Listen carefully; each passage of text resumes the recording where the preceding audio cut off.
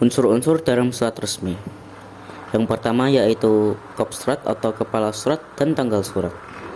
Kop surat terdiri dari nama instansi, alamat, nomor telepon, fax, alamat email, dan web resmi, serta tanggal surat menandakan tanggal dibuatnya surat tersebut.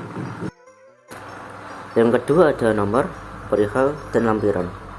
Unsur nomor berisikan urutan keberapa surat tersebut, nama instansi, bulan, dan tahun dibuatnya surat.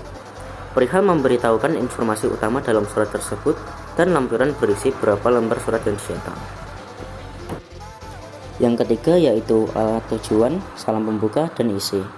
Alamat tujuan adalah bagian yang mencantumkan informasi lengkap tentang penerima surat. Salam pembuka adalah kalimat atau frase yang digunakan untuk memulai surat dengan cara sopan dan formal. Dan isi surat adalah bagian utama dari surat yang mengandung informasi atau pesan yang ingin disampaikan oleh pengirim kepada penerima. Yang terakhir adalah penutup surat dan nama serta tanda tangan. Penutup surat adalah bagian dari surat yang berupa kalimat yang menandakan akhir dari komunikasi.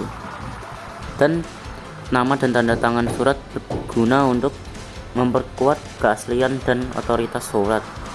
Di sini suratnya harusnya ada pihak yang memperkuat surat, tapi dalam konteks ini tidak ada ya. Selanjutnya adalah unsur-unsur dari surat pribadi. Yang pertama ada tempat dan tanggal surat yang menunjukkan di mana tempat dan tanggal surat tersebut dibuat.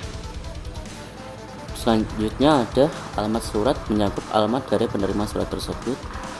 Dan ketiga, pembuka surat yakni kata sapaan bagi penerima surat.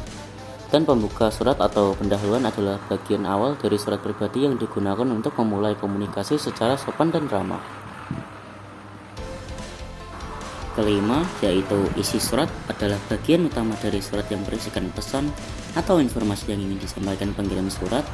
Keenam, penutup surat merupakan bagian akhir dari surat yang digunakan untuk menyimpulkan komunikasi dengan penerima surat secara sopan, ramah, dan personal. Ketujuh, yaitu salam akhir digunakan untuk menyampaikan pesan atau salam akhir serta nama dan tanda tangan surat. Kaidah kebahasan surat resmi. Pertama, menggunakan bahasa yang sopan, formal, dan baku. Dua, berisi informasi yang pasti. Dan ketiga, ditulis dengan kalimat yang singkat, padat, dan jelas. Sehabis itu ada pronomina persona diri sendiri, yaitu yang mengacu kepada orang. Dalam konteks ini adalah kami atau kita. Yang kedua adalah pronomina petunjuk. Pronomina petunjuk terdiri dari pronominal penunjuk umum, penunjuk tempat, dan penunjuk iwal. Dalam surat ini contohnya yaitu tersebut. Kaidah kebahasaan surat pribadi. 1. Bahasa yang digunakan tidak formal dan menyesuaikan bahasa kepada penerima surat.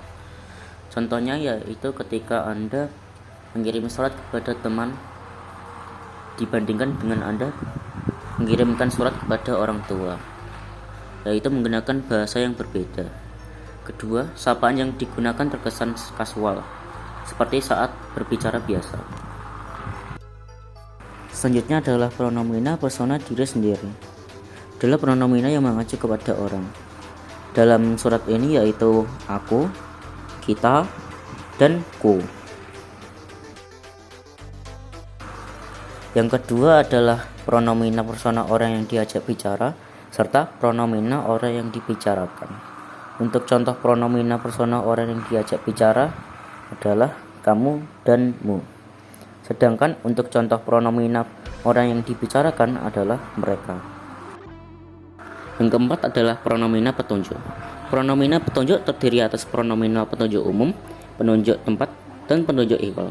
Seperti saat saya menjelaskan kaidah kebahasan surat resmi tadi.